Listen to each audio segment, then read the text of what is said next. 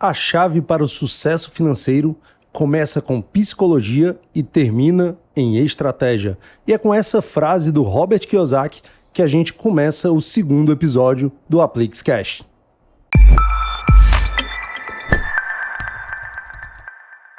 Seja muito bem-vindo ao segundo episódio do Apliques Cash. É um prazer estar aqui com vocês. Meu nome é Felipe Montenegro e eu que estou acompanhando vocês nessa trajetória do Apliques Cash. Eu queria convidar você que ainda não assistiu o nosso primeiro episódio, corre lá, assiste, que eu tenho certeza que você vai gostar. Lembra de seguir a gente nas plataformas, a gente está no Spotify, Deezer e no YouTube. E hoje a gente vai começar esse bate-papo com esse cara aqui incrível, que eu tenho um prazer de estar trabalhando com ele, de conhecer ele e de aprender diariamente com ele. Eu queria apresentar para vocês Igor Falcão. Igor Falcão tem uma trajetória gigante com bancos tradicionais, passou pela assessoria de investimentos e hoje toca a nossa parte da Apliques Corporate, a parte corporativa da Apliques. E eu queria, primeiramente, agradecer por você ter vindo aqui para o nosso podcast, Igor, e queria que você se apresentasse um pouco para o pessoal aí. Legal, Felipe, é uma honra estar aqui participando desse segundo Apliques Cast, né? Eu, como você falou, né, tenho já um tempinho aí de mercado, vim do mercado tradicional bancário, né? Foram quase 14 anos com bancos, né? Iniciei com departamento, depois fui para uma área, né, não necessariamente comercial, mas depois atuei dentro de uma plataforma de pessoa jurídica, né, atuando com um segmento específico do mercado. Mas sempre tive um sonho, né, um sonho de sair um pouco desse mundo bancário, né, e tentar fazer algo mais no âmbito mais de empreendedorismo. E aqui na Apliques eu tive a oportunidade aí de somar aí o útil ao agradável, né? Então trazer essa oportunidade de trazer o meu know-how do mercado financeiro para uma empresa em que a gente tinha a oportunidade aqui de empreender internamente, desenvolver o trabalho e no final das contas ser bem útil aí tanto para a gente mesmo, né? Para a empresa e finalmente para o cliente. Pô, que massa, muito legal. Eu queria que você me contasse um pouco, você me contou da sua trajetória profissional, mas eu queria que você me contasse um pouco como é que foi essa mudança para você, Igor, como pessoa. O que você aprendeu nesse movimento de sair do banco tradicional para vir para assessoria de investimentos e o que isso também mudou da forma como você atende os clientes hoje em dia? Cara, como eu te falei, né? Eu sempre fui um cara mais empreendedor, né? O banco, ele é uma escola. Recomendo, inclusive, né? Eu sempre falo, se eu pudesse dar um conselho, era que todo mundo tivesse a oportunidade de passar um tempo no banco. Não precisa ser muito tempo, passa lá 2, 3 anos. Acho que para início de carreira é bem interessante. Para quem está na faculdade, quem está em cursos ali ligados ao mercado, economia, administração, contábeis, enfim. Eu acho que é uma escola. Mas, no meu caso, aí falando de mim, eu acho que sempre tive essa veia mais empreendedora, né? O banco, novamente, foi uma escola. Foi uma escola que me fez me apaixonar pelo mercado financeiro. Eu não tinha essa visão quando eu iniciei no banco e eu fui, né, sendo conquistado, na verdade, pelo mercado financeiro. E o mercado financeiro e o mundo de bancos, especialmente, você acaba vendo de tudo um pouco, né? Uhum. Você acaba olhando mais na ótica mais generalista, né? Eu costumo comparar como cirurgião, como um clínico geral, né? Então, no banco, você tem a oportunidade de lidar com várias situações, desde você ser um gerente, PJ, pessoa física, você lida com tesouraria, com câmbio, com seguros. Então, você acaba tendo a oportunidade de ver várias carreiras, né? Vou colocar assim, dentro de uma instituição. E ali você pode olhar e ver onde você se identifica mais, né? Então, nesse processo, eu acabei me identificando muito com os investimentos, né? Então, eu sou um cara empreendedor que me identifiquei com investimentos, onde é que eu consigo empreender e ter os investimentos como o meu negócio fim. E aí, eu vou lembrar aqui um ano, mas acho que é mais ou menos 2014, 2015, o mundo de assessoria de investimentos ele ainda não era tão falado, né? As pessoas nem conheciam a profissão do agente autônomo de investimentos. E eu fiz a prova, tirei a certificação naquela época, mas como eu estava no banco e tive algumas boas oportunidades, preferi me manter no banco. Mas já desde aquela época, já buscava um pouco desse mercado. Em 2018, aí sim eu comecei a ter buscas mais ativas, né? Porque eu vi que era um momento da minha vida, né? Que eu achava, bom, esse é o momento, é aquela hora, né? Que você vê, pô, é agora ou nunca, né? Porque a gente começa a ficar mais velho, né? Já que os planos começam a cobrar a ação, né? Então, eu falei, bom, se eu demorar mais um pouco aqui, eu acabo não saindo mais. E aí eu tomei a decisão ali em 2018 de buscar conversar com alguns escritórios que já estavam atuando nesse mercado. E aí eu tive a oportunidade aqui na Aplix, né? De conhecer os sócios fundadores. E aí, estou aqui desde 2019, já são quase 4 anos, né? Vai fazer 4 anos agora em maio, exatamente. Então, é isso. Então, resumiu aí da minha vida. Da história aí. Cara, é legal. E na mudança, assim, o que você sentiu que mudou mesmo no seu atendimento para o cliente? Você falou que você já mexia um pouco com investimentos, com vários tipos de produtos financeiros, né? Mas o que mudou realmente? Qual foi a visão que você tem nessa mudança para o modelo de assessoria, para o modelo de cuidar do patrimônio? Como é que você pensa isso? Isso é bem legal, essa tua pergunta, porque no banco a gente acaba olhando muito, lógico, a gente tem um cliente como o principal beneficiário, é para ele que a gente trabalha, né? Mas a gente acaba limitado dentro das nossas tomadas de decisão, né? A gente acaba muito trabalhando com a disponibilidade da instituição, então com os produtos e serviços da instituição. E claro, a gente tenta entregar o melhor para o cliente, mas limitado muito àquela instituição, né? Então, muitas vezes eu conversava com um cliente meu que eu sabia que o mercado poderia entregar uma solução melhor para ele. Só que dentro do que eu tinha na mão, eu trabalhava com aquelas armas ali e tentava entregar o melhor possível para ele. E isso, com o passar do tempo, começou a me trazer uma frustração, né? E eu falo, poxa, eu sei que eu conseguiria entregar uma solução melhor para ele, esse é um cara que vai ser mais feliz de outra forma, eu sei como, mas eu ficava limitado. Então, isso foi me provocando, né, essa mudança. Aí respondendo a tua pergunta, então quando você sai do modelo bancário e vai para o modelo de assessoria, eu acho que foi o primeiro baque assim, que eu consegui enxergar, né? Foi a primeira coisa, então eu já consegui trazer essas soluções para o meu cliente já no curto prazo. Então essa mudança ela já permitiu muito rapidamente trazer soluções que eu não conseguia entregar quando eu estava vinculado a uma instituição bancária. Então acho que essa é a principal diferença hoje no modelo de assessoria, né? Você efetivamente entender o cliente, você poder conversar com ele, né? Buscar, principalmente como a gente trabalha aqui na Aplix, né? Numa visão mais patrimonial, de planejamento patrimonial, e dentro do planejamento patrimonial passa várias coisas, inclusive o financeiro. Sim. Né? Vai muito além de números, né? Com certeza, né? A gente fala muito mais em sonhos, principalmente, né? É legal porque aí você não está falando que o dinheiro é um fim, né? É um meio. Ele é um meio, né? Então isso é bem legal. Então um exemplo, recentemente aqui no escritório de um cliente que veio, olha, eu quero que vocês me expliquem quanto é que eu vou ter de rentabilidade. E aí o nosso advisor perguntou para ela, mas tá, rentabilidade para quê? Não, porque eu tenho o objetivo de comprar uma casa. Uma casa de tantos metros quadrados, que valia X milhões de reais. Aí, quando ele foi analisar, né, o patrimônio dela, dentro da rentabilidade que ele queria, quando ele chegou, ele falou, olha, você já consegue.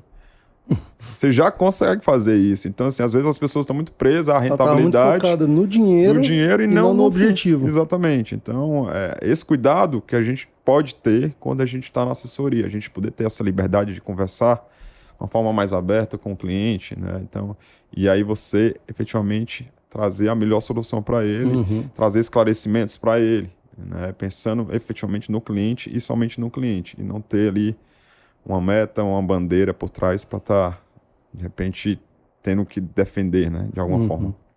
Legal. E você falou de um sonho que é um sonho muito comum, né, das pessoas, que é o sonho de comprar um imóvel, de se mudar e tudo mais.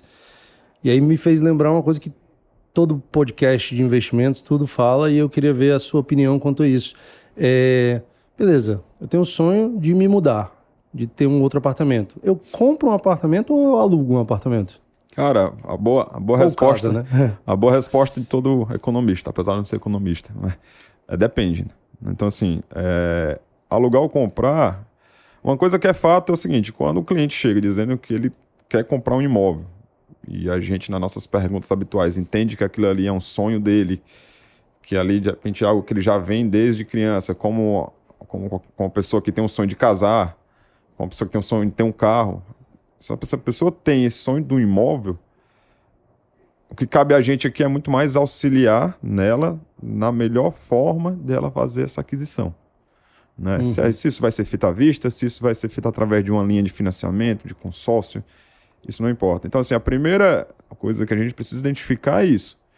Porque do ponto de vista financeiro, né, aí, dependendo do cenário de cada um, se olhar só na ótica financeira, muitas vezes eu vou dizer, olha, melhor você alugar um imóvel hoje, no atual cenário, paga o teu aluguel, a diferença do que tu pagaria, de repente, numa parcela de um financiamento, tu junta aqui por 10 anos, daqui a 10 anos tu compra um imóvel à vista. Então, há cálculos... Ou mantém investindo também. Ou mantém investindo, exatamente. Então, às vezes não é o sonho da pessoa, né? Então, hoje você consegue encontrar situações no próprio mercado em que você tem um proprietário, ele consegue fazer toda a arquitetura do teu imóvel, você tem a tranquilidade de ter um contrato mais de longo prazo. Então, existem várias situações hoje, né, que permitem trazer, de repente, às vezes é o sonho da pessoa que você consegue trazer também essa solução e ela vê que não precisa comprar um imóvel. Mas há casos que vale a pena. Então, assim, às vezes é uma oportunidade de mercado, você tem um imóvel que está lá super, né, uma oportunidade, seja familiar, etc. Por algum momento, aquele imóvel, de repente, está com um desconto perante o mercado de 20%, 30%. Então, aquilo ali pode ser uma oportunidade. Então, quem sou eu para dizer que a pessoa não compra um imóvel? Mas uma vez que ela decidiu que ela vai comprar um imóvel, aí cabe a gente, mais uma vez, tentar ser esse elo de ligação entre o sonho dela e como ela fazer isso. Né? Ela não ia simplesmente tomar uma decisão, porque bato mais uma vez na palavra do sonho, né? Às vezes, quando você está falando de sonho, você não pensa muito, você vai muito na emoção. E os vendedores, né? Quem entende muito de vendas, quem pratica isso, sabe que muitas vezes você consegue fazer a venda na emoção, né? E imóvel, a gente se trabalha muito isso. Então, a gente procura trazer um pouco mais de ceticidade, de frieza para essa tomada de decisão, respeitando sempre, né, o objetivo final do cliente.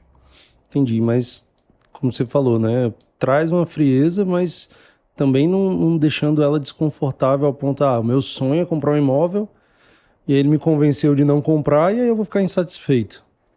De fato, então, né? A gente respeita efetivamente a decisão do cliente. Acho que vai muito disso, né? Tem que ser muito psicológico, não só numeral a equação. Às vezes não é uma decisão só dela, né? Da pessoa. Às vezes você tem uma família por trás, na maioria das vezes, inclusive, você tem outras pessoas envolvidas nessa decisão. Então, e aí a gente tenta trazer todo mundo para a mesa, para colocar os prós e contras, né? E, enfim, importante, mais uma vez, é que no final a gente consiga esclarecer, colocar todas as nossas visões técnicas do negócio. E uma vez que foi decidido que vai ser, não, vamos comprar um imóvel, aí a gente, não, vamos continuar. A gente continua mão dada com o cliente, a gente vai buscar a melhor solução para que ele realize esse sonho. Legal. E você trouxe aí, você falou que tem algumas soluções, né, que podem ser para a aquisição desse imóvel. Acredito que isso vem uma expertise muito de banco também, né? Que o banco ele é muito forte nessa tomada de crédito, nesses empréstimos, financiamento e por aí vai. Uma dúvida que eu mesmo tenho qual é a diferença real aí sobre tipo financiamento e consórcio? Eu sei que consórcio tem um negócio tem aquela questão de você ter que ser sorteado e tudo mais, mas na prática mesmo, os números, quando bota ali no papel, eu não entendo muito bem. Você falou de duas linhas, né? De duas alternativas, não vou colocar dessa forma, para a aquisição de imóvel. Né? O financiamento ele é o mais tradicional, efetivamente, né? São linhas que são bem colocadas pelos bancos, né? Bem divulgadas, acaba sendo o mais tradicional. Dentro das linhas de financiamento, você tem linhas até incentivadas pelo governo, então se utiliza muito da própria Caixa Econômica para isso, né? Você tem o SFH, que é o Sistema Financeiro de Habitação, então existem algumas regras lá limitadas a alguns valores. Então, se você adquirir um imóvel até R$1,5 milhão, você tem uma situação de taxa, né, numa condição melhor, né, dentro do imóvel de X valor. Então, existem algumas regrinhas dentro do SFH, eu não vou entrar aqui no detalhe, porque aí entra mais na parte mais técnica, que você consegue trazer uma situação em que o financiamento ele é muito vantajoso. Né? E aí hoje você tem a Caixa Econômica como principal instituição para essas linhas, né? Mas hoje a gente tem os outros bancos tradicionais também aí, privados, que também conseguem trazer essas soluções. Então essa acaba sendo a linha mais utilizada quando se fala em aquisição de imóvel. né? São as linhas, inclusive, que as próprias incorporadoras, as construtoras, elas acabam dentro do modelo de financiamento das próprias obras delas, né, ofertando para os seus clientes. E os bancos têm bastante interesse nisso, porque você acaba criando um relacionamento de longo prazo, geralmente são financiamentos de 20, 30 anos. Então isso, do ponto de vista de banco, é muito bom, porque você tem uma fidelidade com aquele cliente por um longo prazo, e aí o banco vai lá fazer aquele cross-sell que eles sabem fazer muito bem e trabalhar a carteira desse cliente durante todo esse tempo. Mas a linha de consórcio também é uma linha muito boa, né? A principal diferença assim, do consórcio para o financiamento é custo. Via de regra, o consórcio ele é mais barato do que o financiamento. Inclusive, mesmo nessa linha que eu coloquei como uma linha de condições mais vantajosas, né, que esse financiamento dentro do SFH. O consórcio, a diferença dele é porque ele utiliza uma taxa de administração.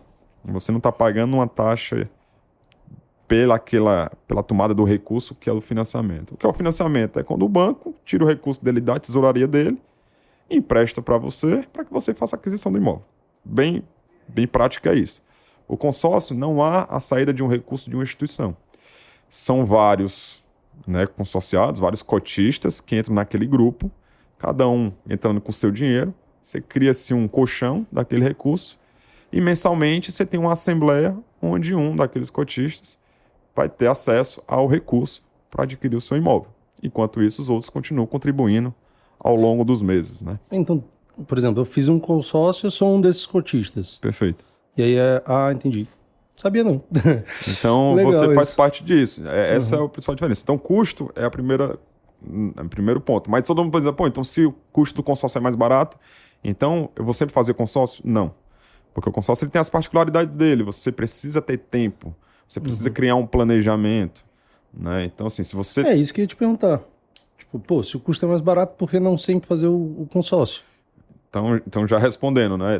O consórcio, ele precisa de assembleia, né? Existem basicamente duas formas de você ter acesso ao recurso do consórcio, né? Então, vamos considerar aqui um exemplo prático de que você tem uma carta de R$1 milhão.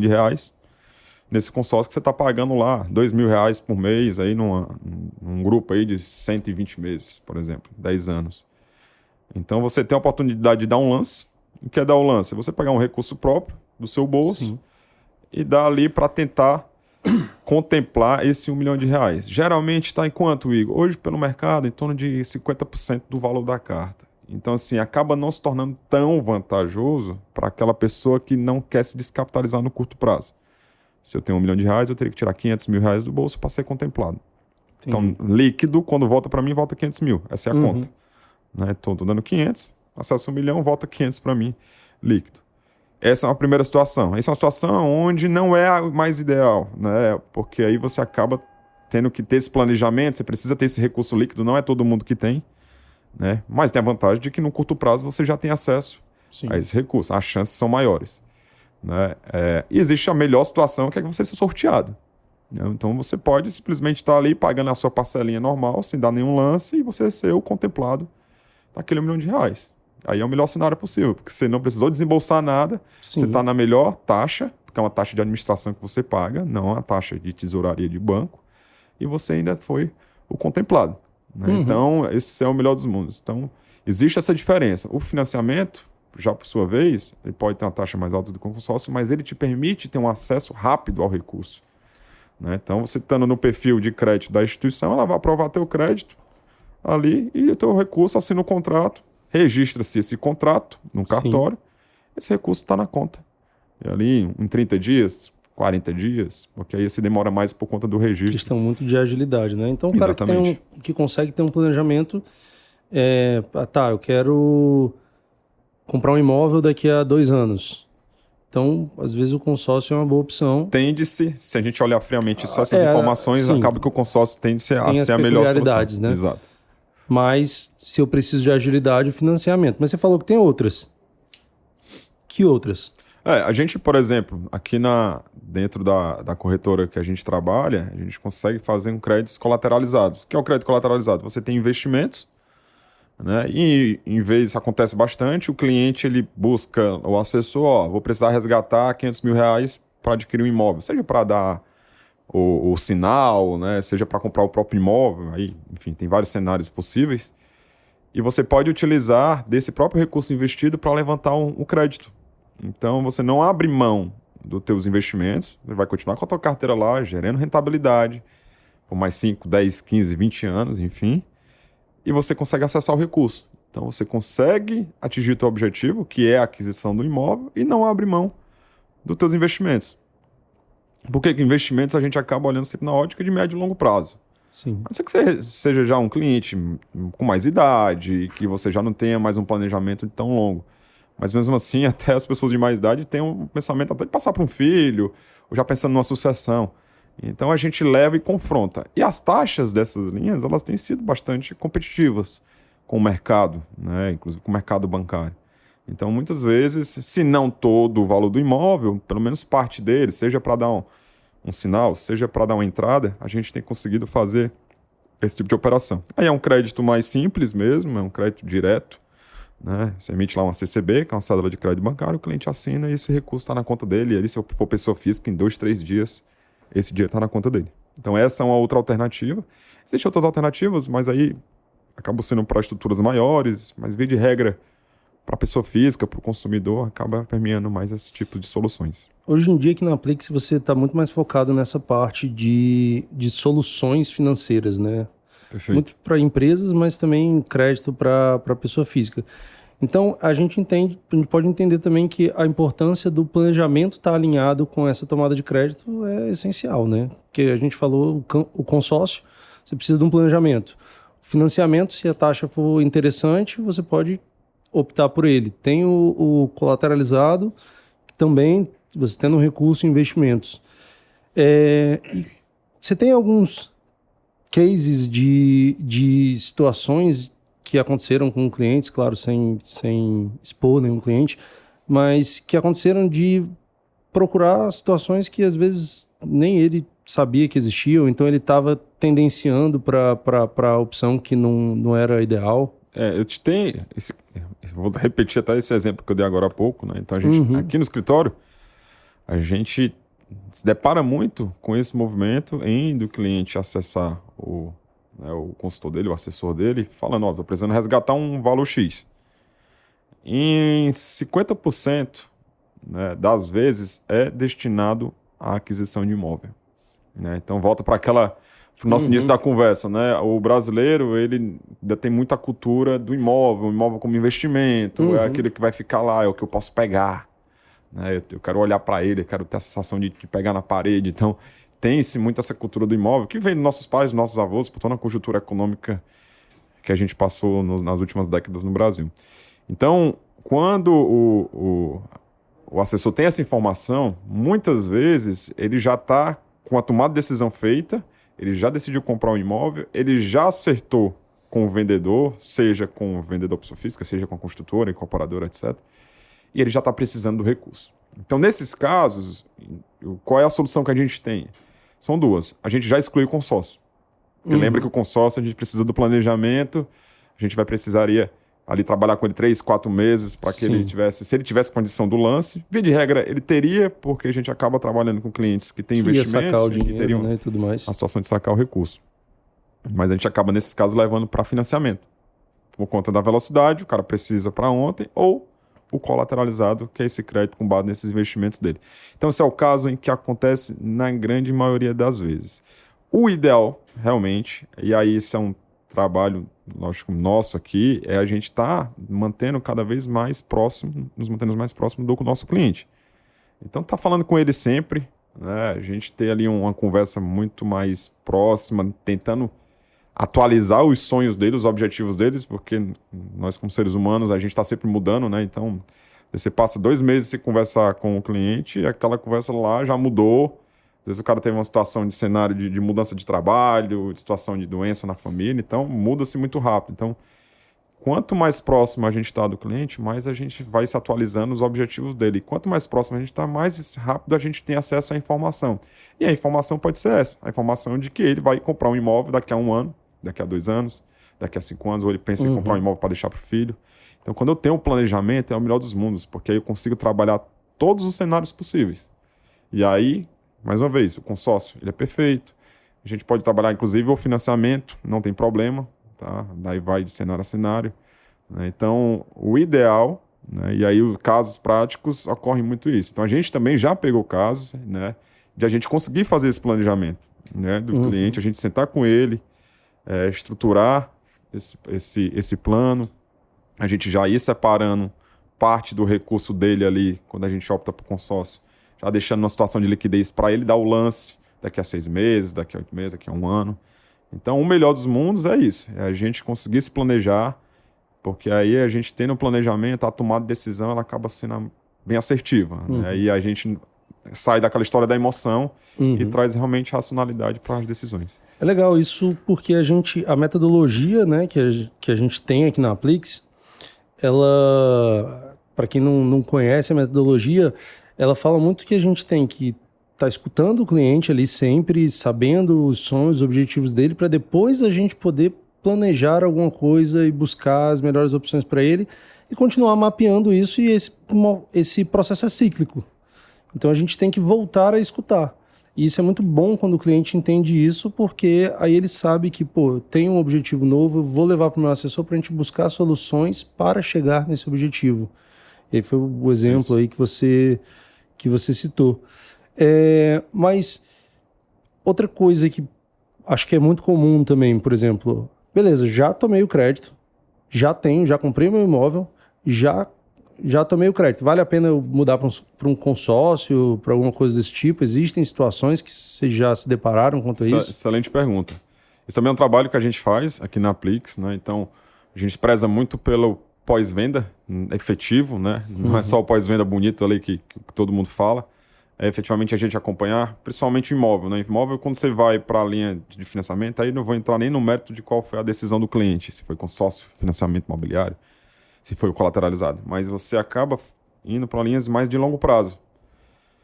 E você está adquirindo um imóvel, né? Imóvel é um investimento também que vai muitas vezes para a vida toda. Então isso permite em que a gente faça esse acompanhamento com esse cliente por muito tempo.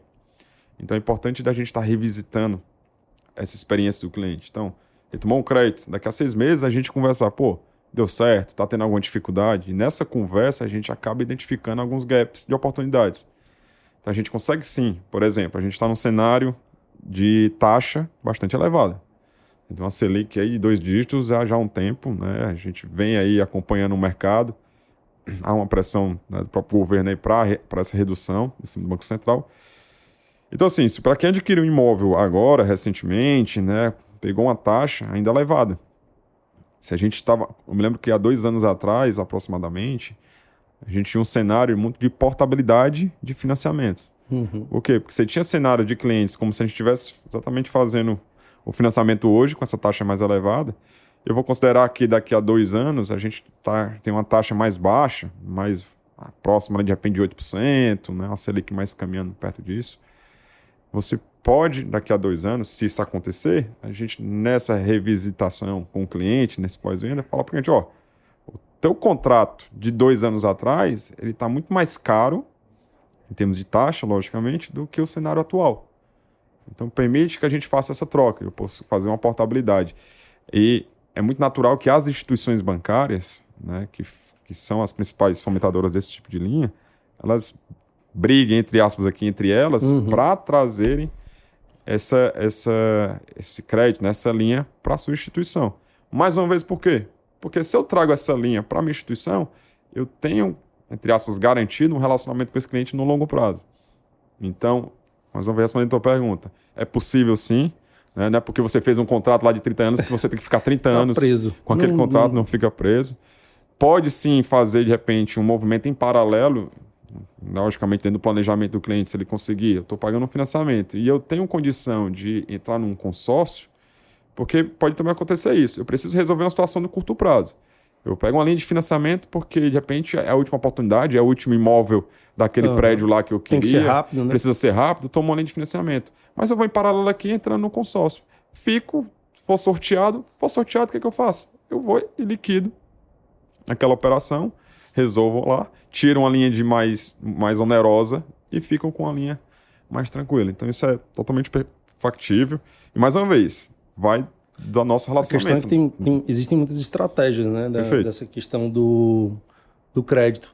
Outra coisa que é muito comum é as pessoas fazerem aquele esquema de pagar a última parcela, né? Sim, perfeito. Né? Isso, inclusive, é o mais comum. Né? Então, mais uma vez, é impressionante como a gente está sempre falando em planejamento. Né? Então, realmente, o planejamento é a base de tudo. Se eu conseguir me planejar, financeiramente para isso, é o ideal. Então, assim, mais uma vez, a história dos 30 anos, como exemplo. Se eu tenho condição de estar fazendo as amortizações, por que geralmente acontece? A idade média, se a gente já fez uma pesquisa até no nosso CRM, que as pessoas buscam pela aquisição de imóvel, geralmente gira ali entre 27 a mais ou menos 40 anos. Tá? Essa tem sido a média desse tipo de busca por esse tipo de linha. Então, você pode estar ali num começo de carreira. Né? Então, as pessoas às vezes não têm uma geração de receita, de renda suficiente para estar, né, ou pagando uma parcela mais alta e aí acaba optando por um imóvel menor, de uma metragem menor, mais barato, porque é o que cabe no bolso daquela. Então, você passa 5, 10 anos, é natural, o curso natural das coisas, né, é que você consiga crescer na sua carreira, né, e você consiga ter uma geração de receita maior. Com a geração de receita maior, você pode ou acelerar essa liquidação, e aí, exatamente como você falou, você ia amortizando esse contrato, então um contrato que demoraria 30 anos, você ia amortizando lá a última parcela. E por que a última parcela? Porque na última parcela você tem maior desconto. Conta matemática simples, não é porque o banco é legal com você, porque ele quer te oferecer o melhor serviço. É conta matemática. Né? Então, se existe um juros, que é um juros composto aplicado naquela parcela, que ele é colocado para frente. Se eu não estou pagando aquela parcela naquele tempo futuro, eu estou trazendo para valor presente, eu amortizo aquela taxa de juros. Então, você consegue, além do desconto, liquidar o contrato em menor tempo. E aí existe a situação também do cliente, não, eu cresci minha renda, mas eu prefiro manter os 30 anos, porque eu prefiro, dentro do planejamento com o meu assessor, o recurso hoje, que hoje eu estou conseguindo fazer economia, eu aplicar no investimento. E esse investimento faz muito mais sentido eu estar investindo nele do que eu estar utilizando ele para amortizar o meu financiamento. Isso é uma situação, foi boa a tua pergunta, porque acontece também muito. Muitos dos nossos clientes que às vezes não fizeram financiamento com a nossa orientação, foram lá no próprio banco deles, tomaram a decisão e já chega pra gente, Igor, me recustar minha carteira aí, eu posso, de repente, será que não é vantajoso eu liquidar o meu financiamento? Às vezes sim, às vezes não. Então, pode acontecer também, é uma situação que também acontece com razoável frequência aqui pra gente. E aí é muito da situação de cada um, é planejamento de cada um. Pode ser vantajoso, pode não ser. Mais uma vez, se eu vou olhar só da ótica financeira, pode ser vantajoso realmente liquidar antecipadamente. Mas hoje, com a taxa de juros alta como está, você tem um investimento que rapidamente paga ali o custo do teu dinheiro, então não compensaria você se preocupar tanto. Por exemplo, como você falou agora, né? A pessoa que tomou esse crédito há 2, 3 anos atrás, ele está com a taxa muito mais baixa. Isso. Do que as taxas da renda fixa hoje. Então, talvez valha muito mais a pena ele deixar esse dinheiro no investimento, que ele vai estar ganhando nessa diferença de taxas, né? Perfeito, é isso aí. E aí eu trabalho os juros compostos, né?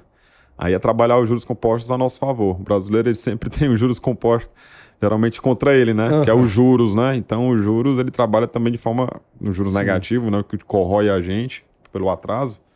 Mas nas aplicações, os juros compostos a nosso favor, né? Então, assim, você consegue, né, colocar uma bola de neve a seu favor e aí, de repente, deixa ele aqui, eu vou pagando ele normal mesmo, eu vou fazendo na outra ponta aqui um acúmulo de capital dentro dos meus investimentos e daqui a 5, 6 anos, em vez de eu amortizar, eu liquido o contrato. Então, como no Brasil a gente vive essa ciclicidade de taxa alta, taxa baixa, taxa alta, taxa baixa, a gente tem que só saber surfar essa onda de uma forma inteligente. Verdade. Uma coisa que eu queria saber também, acredito que os ouvintes tenham essa dúvida também, principalmente o empresário. Essa tomada de crédito para a pessoa jurídica, como é que é a diferença? Quais são as oportunidades que a gente pode abordar na pessoa jurídica? E existe também a opção do colateralizado para a pessoa jurídica, como é isso? Perfeito, excelente pergunta. A PJ, né, ela não é tão incentivada, vou colocar dessa forma, ao crédito de imóveis. Na pessoa física, inclusive para investimentos também, isso funciona da mesma forma, há um incentivo muito maior. Lógico que na pessoa jurídica, você, por exemplo, se você constitui uma holding patrimonial, né, onde você tem dentro dessa holding, por exemplo, imóveis, né, você pode utilizar essa holding para ser a proprietária do imóvel ou de imóveis futuros. Então, por uma questão de planejamento sucessório, tributário, por mais que não seja competitivo, olhar só aqui olhando do ponto de vista de custo, de taxa para aquisição do imóvel, por conta dessas outras, né, desses outros objetivos que permeiam essa decisão, pode ser vantajoso você fazer a aquisição de um imóvel dentro da PJ por um financiamento, sem problema nenhum. E aí você pode fazer um consórcio, você pode fazer também um colateralizado, nada impede isso. Só que na PJ você pode ter acesso a outras linhas, uma linha de capital de giro, a uma linha do próprio consórcio, né? E você ter soluções mais adequadas, não necessariamente ser uma linha de financiamento de imóvel. Tá? Eu posso tomar linhas, por exemplo, um 4131, que é uma linha incentivada dentro de operações cambiais, que você não tem um pagamento de IOF, entendeu? Então você pode utilizar ela para fazer a aquisição de imóvel. Então, o caso da PJ ele precisa ser mais bem entendido, mais bem estruturado. Às vezes acontece muito do próprio empresário confundir as coisas, né? Então, o cara acha que, pô, eu vou comprar um imóvel porque é oportunidade, pô, mas o que esse imóvel vai fazer de diferença na tua empresa? É um investimento que vai te permitir uma ampliação fabril do teu negócio, tu vai gerar mais receita em cima disso, ou tu tá querendo comprar muito mais para usar a pessoa jurídica para uma oportunidade do que aquilo ali ser efetivo para o teu negócio. Então, e quando a gente vai para a pessoa jurídica, aí fica um pouco até mais fácil, porque normalmente é mais racional esse pensamento. Não é um sonho de comprar um imóvel, mas realmente qual a efetividade desse ganho, a vantagem financeira disso. Deveria ser. A gente acaba lidando com situações em que... Por trás de todo CNPJ, CNPJ tem um CPF, né? Isso é verdade. No final, a gente acaba entendendo que tem 1 milhão de soluções e todas são muito boas e também muito ruins, dependendo para quem é cada uma. Então, às vezes, a gente volta para o que você falou, que a gente falou 1 milhão de vezes, que é o planejamento. O planejamento é muito importante para uma tomada de crédito, para uma decisão financeira, seja qual ela for, né? Legal. Eu queria te agradecer, cara. A gente já está caminhando para o final do nosso podcast e eu queria que você deixasse uma mensagem para o pessoal, principalmente para aquela pessoa que está querendo comprar um imóvel. Qual a dica que você daria para essa pessoa para ela entender e ela mesma poder tomar essa decisão minimamente? Eu sei que é difícil, vocês estudam demais para poder ajudar a tomar essa decisão, mas se você puder dar uma dica aí para ajudar o pessoal, qual dica que você daria? Eu daria 2, né? Uma psicológica, onde eu acho que todo mundo deveria fazer uma reflexão efetiva, né? Eu sei que, mais uma vez, que a questão da emoção permeia muito essa tomada de decisão, principalmente quando se fala em imóveis, mas tomar decisões mais de cabeça fria, levar para casa, conversar, de repente, com a família, né?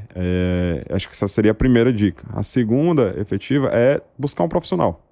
Né? Então, assim, eu acho, sem puxar para a nossa sardinha aqui, mas eu acho que hoje você tem um mercado muito mais aberto para profissionais que podem estar auxiliando. Você tem os assessores, né? Os assessores de investimento que conseguem trazer também essas soluções.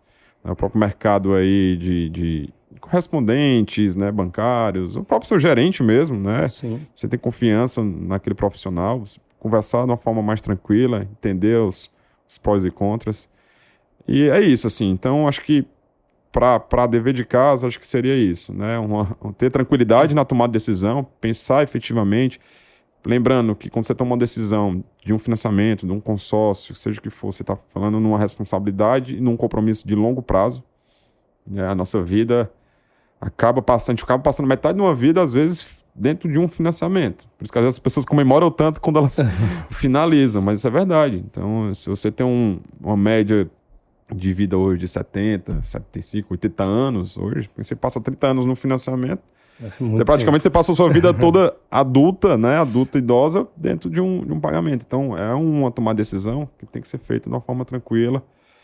E aí, então, assim, olhar um pouco para dentro de casa e não fazer nada desesperado, né? Se vai comprometer tua renda naquele momento, não vale a pena, né? E é isso. E a gente está aqui, a gente como Aplix também está à disposição. Legal. Tem um trecho do livro Armas da Persuasão, que ele fala muito sobre gatilhos mentais, como utilizar esses gatilhos, muito voltado para o marketing, né? E tem um momento que ele fala que se você quiser comprar alguma coisa, espera 3 dias. Se você ainda quiser comprar, aí sim você compra. Perfeito. Porque aí você conseguiu trazer o racional mais para perto do emocional, e aí você não está tomando uma decisão momentânea. É isso, exatamente. Concordo plenamente. Cara, muito obrigado por participar do nosso segundo Aplix Cash. Espero que você tenha gostado. Foi muito conteúdo, foi um conteúdo mais técnico, né? Que eu achei legal. Vamos tentar trazer sempre isso. E eu quero que você volte para falar de outras coisas, né? A gente tem câmbio aí para falar, tem a parte de consultoria financeira de empresa, que tem muita coisa para ser falada, e também falar de outras coisas depois. A gente pode fazer um podcast falando sobre churrasco, que você adora. Perfeito. Churrasco, aí, corrida de rua. Se quiser, tem muita coisa boa aí pra gente conversar. Se quiser marcar o 3º e 4º episódio para falar sobre isso, fica à disposição. É isso aí. E, cara, muito obrigado. Espero que você tenha gostado. E você de casa, espero que você tenha gostado também desse podcast. Lembra de curtir, dá o joinha, compartilha. Lembra de marcar as nossas redes sociais quando for compartilhar. Isso ajuda demais a divulgar mais o nosso trabalho que a gente está fazendo para você, com o intuito de levar conhecimento. Tudo isso que o Igor falou, claro, a gente tem aqui na Aplix. Mas a ideia é que você saia com esse conhecimento para tomar as suas decisões da melhor forma possível. Tá ok? É um abraço muito grande que eu quero dar para vocês. Muito obrigado por estar aqui com a gente e até a próxima. Valeu!